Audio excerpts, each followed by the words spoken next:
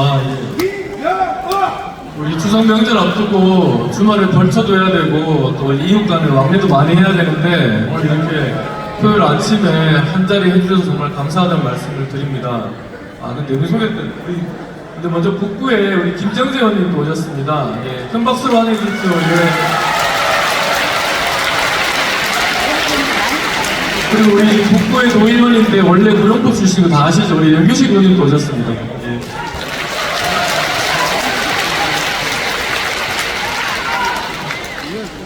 그리고 우리 또 김하영 의원도 예.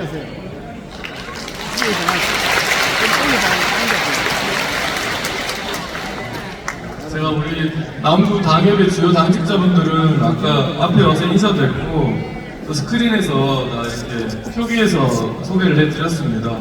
제가 한 분만 더 소개드리고 당원교육 시작하도록 하겠습니다. 저희 엄마 오셨습니다.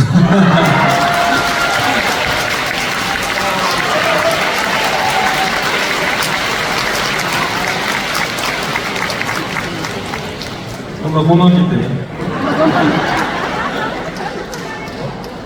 아버지는 오늘 좀 감기 기운이 있어서 못 오셨습니다. 네. 우리 엄마 죽도시장에 호박파라가 적혀졌습니다. 어머니 진짜 고맙니다.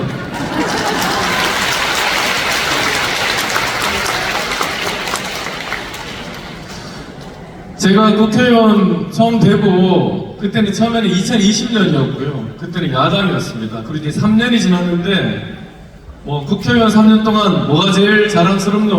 뭘 제일 잘했노? 하고 물으시면 전 당당하게 정권 교체라고 말하고 싶습니다. 우리 정권 교체 제일 잘한 거 맞죠, 여러분? 우리 윤석열 대통령 앞에 영상에서 봤지만 정말 잘하고 계시죠, 여러분? 윤석열 세 번 한번 할까요? 시작! 윤석열! 윤석열!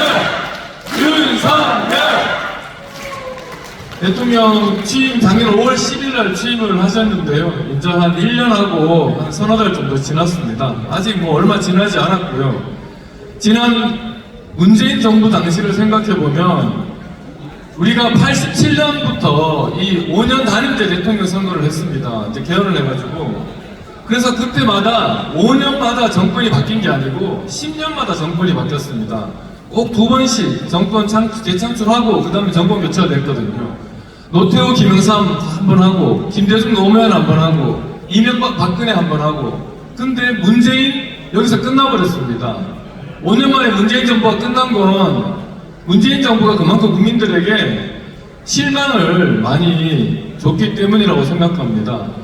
문재인 정부 동안 뭘 했는지 기억나십니까 혹시? 북한에 엄청 뭘 많이 했습니다. 뭐 김정은도 만나고 결국 그래가지고 돌아온 게 뭐가 있습니까?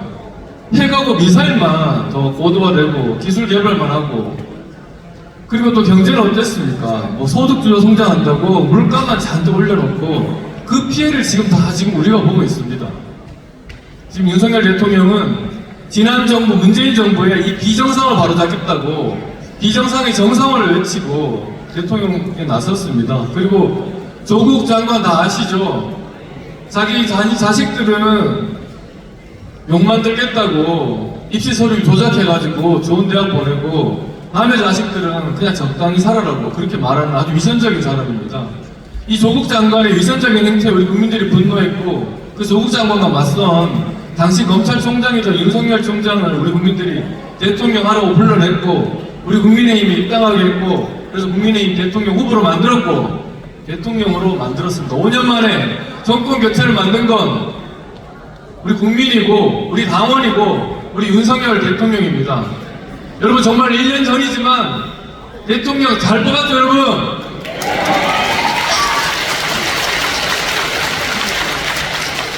지난해 2월 27일 일요일 윤석열 대통령 당시 후보께서 우리 포항을 방문했습니다. 그때 중앙사가 정말 우리 포항 생기고 옛날에 이명박 박근혜 대통령 유세하러 왔을 때도 그만큼 안 모였다고 했는데 한 5만 명이 모였습니다. 그날 우리가 그렇게 많이 모인 건 정말 간절하게 절실하게 정권을 바꿔야 되겠다는 우리 포항 시민의 마음이 모였기 때문이라고 생각합니다. 그래서 그날 윤석열 대통령 후보께서 당시에 크게 감동을 받으셨고 죽도시장에 가서 저녁을 먹으러 가는데 인파가 너무 많아서 결국 다시 시장 앞에서 대풍약국 앞에서 한 번 더 인사 말씀하시고서 비로소 식당에 가서 식사를 할 수 있었습니다. 그리고 그때 너무 감사한 마음을 가지고 계셨고 대통령 당선되자마자 당선인 신분으로 다시 포항에 오셨습니다. 기억하시는지 모르겠는데 당선인 신분으로 포항 오셔가지고 영일만 대교 그 예정지 둘러보시고 갔었습니다. 그리고 작년에 영일만 대교 사업비 50억을 정부에서 세웠습니다. 영일만 대교 누가 만들어줬습니까, 여러분? 윤석열 대통령이 만들어준 거죠. 영일만 대교 우리가 만들어달라고 10년 넘게 했고, 특히 문재인 정부 때는 노래를 했습니다. 우리 이철호 지사뿐만 아니라 우리 포항시민이 다 같이 노력을 했고요. 그래도 결국은 안 들어졌는데 윤석열 대통령이 당선되고 취임하기 전에 포항 둘러보면서 영일만 대교 예정부지 찾아주시고 그래서 그에 예산을 세웠습니다. 올 연말에 올해 또 내년 사업비도 채워놨고요. 올 연말 되면은 공사를 할 업체를 선정하게 될 겁니다. 그리고 우리 정부에서 또 우리 포항에 준 게 있습니다. 뭐가 됐죠? 2차 전지 특화단지가 우리 포항에 됐습니다. 이제 반도체 이상으로 앞으로 중요한 게 우리 산업에 있어서 2차 전지입니다. 배터리입니다. 제가 어제 밤에 좀 늦게 벌초를 했는데 요번에 예초기를 배터리가 다 장착된 예초기로 바꿨는데 그래 편하고 좋을 수가 없더라고요.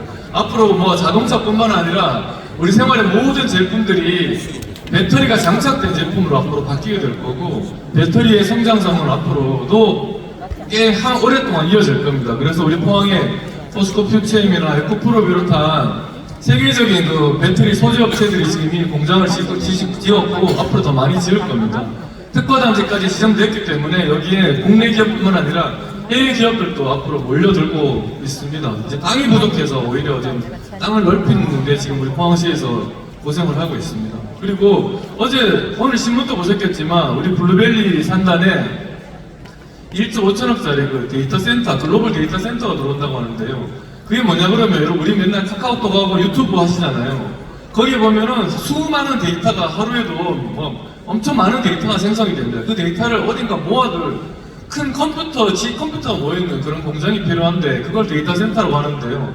그 지방에 큰 데이터 센터를 만들겠다고 했고 그걸 우리 지금 포항에 갖다 놓은 겁니다. 앞으로 우리 포항이 기존의 철강 산업 이외에도 2차 전지, 그 데이터 산업, 그리고 또 최근에 하나 된 게 또 수소 연료 전지 클러스터라고 있습니다. 앞으로 이제 전기도 좀 이 규모는 작지만 더 효율적인 그런 수소 연료 전지 분야도 각광받게 될 거고 이것도 우리 포스코가 지금 하고 있습니다. 그러니까 이런 새로운 산업들이 우리 포항에 쭉쭉쭉 자리를 잡아가고 있는데 이게 윤석열 정부 출범 1년 만에 나타난 성과입니다. 대통령께서 그냥 누가 대통령이 됐더라도 이런 일이 일어났을까요? 그렇지 않다고 생각합니다. 우리 윤석열 대통령이 우리 포항에 특별히 애정이 있고 관심이 있기 때문이라고 생각하는데 여러분 그렇게 생각하지 않습니까?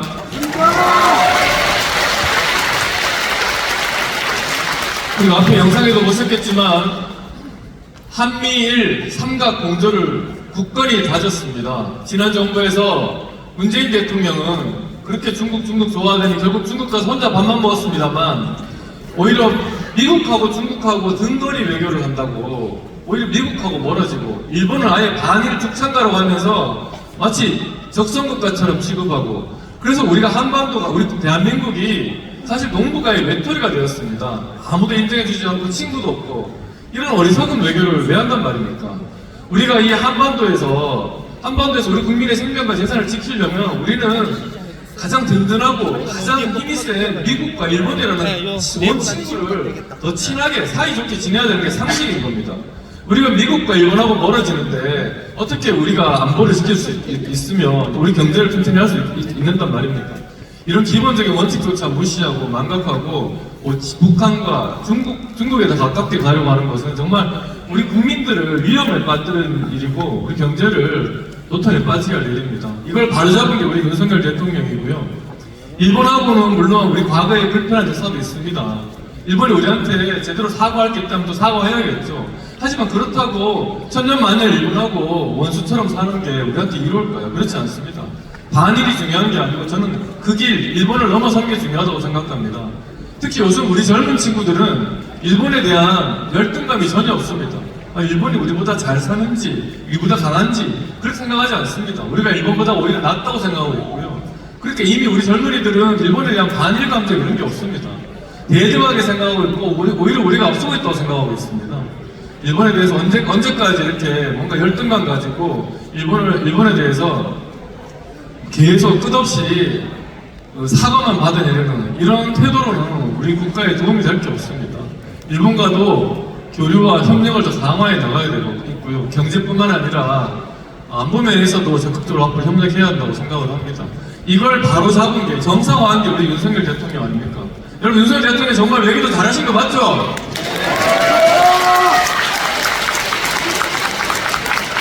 지난 정부에서 소득주도 성장이다 그러면서 그리고 사실 코로나 있긴 있었습니다만 마구잡이로 퍼주기를 했습니다. 그거 다 누가 했습니까? 누구 돈입니까? 국민 혈세고 다 빚을 내서 했습니다.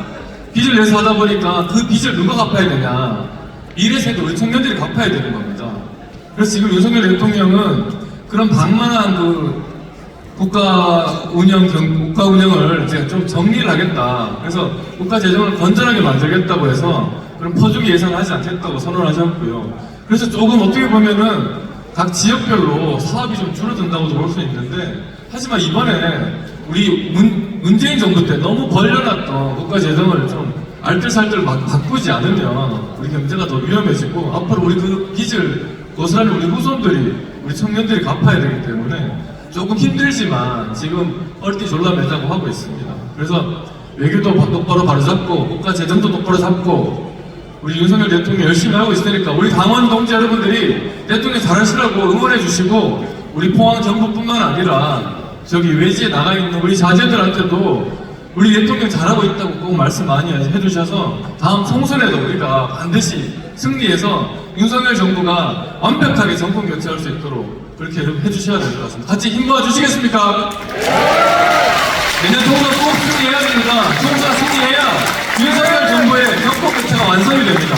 지금 민주당이 국회에서 절대 다수 의석을 차지하고 있습니다. 윤석열 정부의 지난 1년 반 동안, 1년 3, 4개월 동안 민주당 발목 잡기밖에 안 했습니다. 이재명 대표 방탄단식밖에 안 했습니다.